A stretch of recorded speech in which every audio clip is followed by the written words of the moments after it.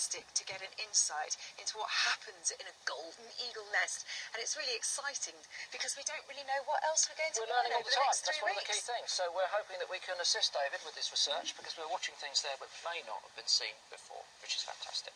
Now, if you were watching yesterday, you'll see that wildlife enthusiast Richard Hopkins had been filming badgers close to his home, and he gave us some fantastic pictures. Today, another wildlife enthusiast has got in touch, this time Steve Homewood from Lewes in Sussex, and he noticed something which was seasonally very unusual. Just watch this. I've spent most of my life at the water's edge.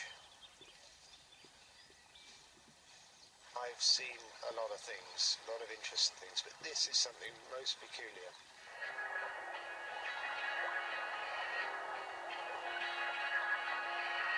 I first spotted these fish about 3 years ago, and actually I was a keen fisherman then, and it was such a fascinating sight.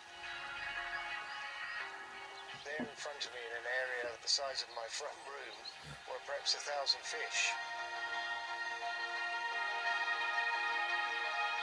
I've searched similar rivers nearby to find the same thing, but haven't found it.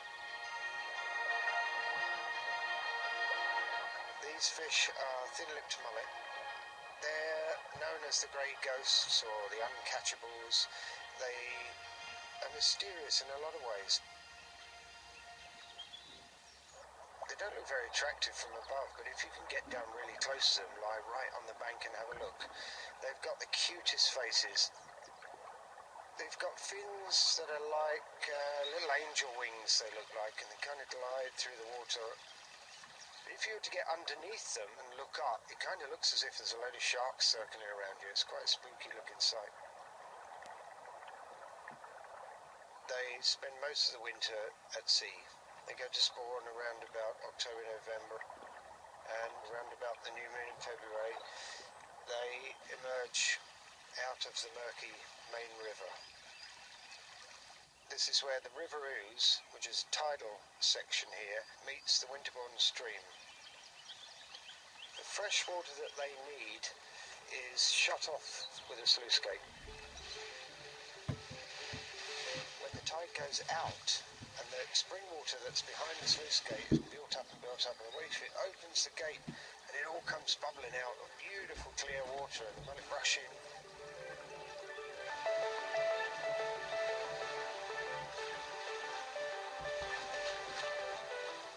Just sit there like a load of inanimate objects. They're all swaying from one side to another and moving around, almost like a flock of starlings, and I call it a murmuration of mullet. It's like a dance or something. It's a fantastic thing to see. No one really knows what they're doing here in this spring water outlet. Some people say they're spawning, which they're definitely not. Some people say they're feeding on something specific, which they most definitely aren't, although they do occasionally take a little bit of algae while they're there. My theory is that they're having a spa. When they first appear, I'd say that something around about 75% of them have anywhere between 20 and 50% of their body covered in fungal growth. And after 3 or 4 weeks bathing in that water, it's pretty well disappeared. So maybe that icy cold water is enough to kill off that fungus that's on them. I'd ask people not to fish for them, not to disturb them. I think their month bathing in this spring water is somehow critical to their life cycle, if not critical to their life. I've got my favourites.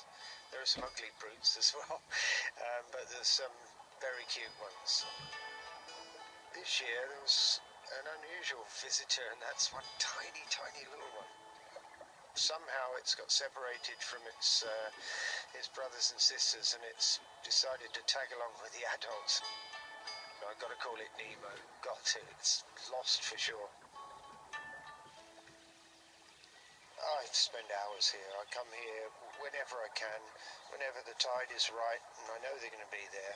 I bring my lunch down and I sit there and I just watch them. It's mesmerising.